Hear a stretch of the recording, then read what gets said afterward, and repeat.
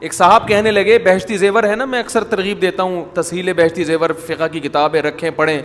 ایک صاحب کہنے لگے اس میں مسائل قرآن و حدیث کے خلاف ہیں. اعتراض کرنے والے کرتے ہیں. میں نے کہا مثال کے طور پر, یہ میرا ٹاپک نہیں ہے, اب آ گیا تو بس یہ بات کر کے میں آگے چلتا ہوں.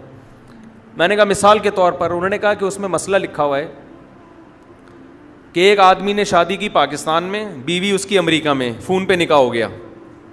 صحیح ہے. بندہ کہاں ہے؟ پاکستان میں.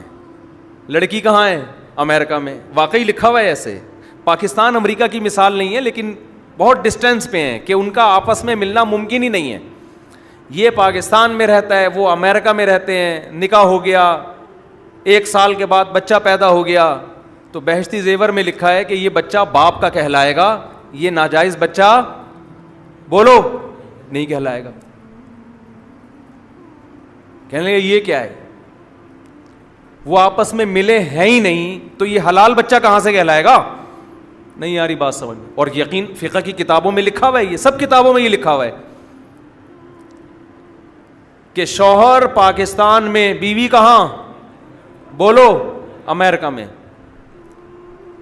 یہ چاروں فقہ کی کتابوں میں لکھا ہوا ہے. بہشتی زیور میں تو وہیں سے لیا ہے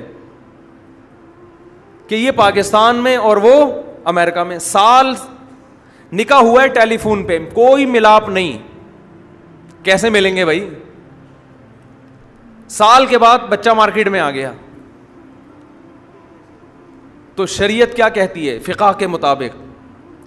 یہ باپ کون ہے؟ اس بچے کا باپ ہے. اس کو ناجائز کہنے کی آپ کو اجازت, بولتے کیوں نہیں؟ ایک صاحب مجھ سے الجھ پڑے کہ یہ بہشتی زیور کا مسئلہ قرآن حدیث کے خلاف ہے. میں نے کہا کون سی حدیث کے خلاف ہے آپ یہ بتا دیں. کہنے لگے یہ ممکن ہی نہیں ہے عقلاً. میں نے کہا ابھی آپ کہہ رہے تھے یہ قرآن حدیث کے خلاف ہے, اب کہہ رہے ہیں کہ یہ کس کے خلاف ہے؟ عقل کے. ایک بات پہ ٹکو. باطل کی عادت یہ ہوتی ہے کبھی ایک دعوے پہ وہ ٹکتا نہیں ہے. جیسے ایک محترم نے دلیل دی نا, ہم نے کہا تھا کہ قبر کی مٹی عرش سے افضل ہے, تو لوگ کیا دلائل دیتے ہیں کہ عرش کی فضیلت کی دلائل بیان کرنا شروع کر دیتے ہیں. عرش بہت فضیلت والی. بھائی یہ فضیلت کے ہم منکر نہیں ہیں, افضلیت الگ چیز ہے, فضیلت الگ چیز ہے.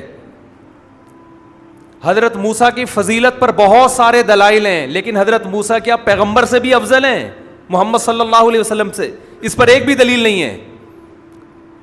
تو عرش کی فضیلت پر آپ سینکڑوں دلائل دے دو, اس سے فضیلت ثابت ہوگی, اس سے افضلیت ثابت نہیں ہوگی. افضلیت کے دلائل دو,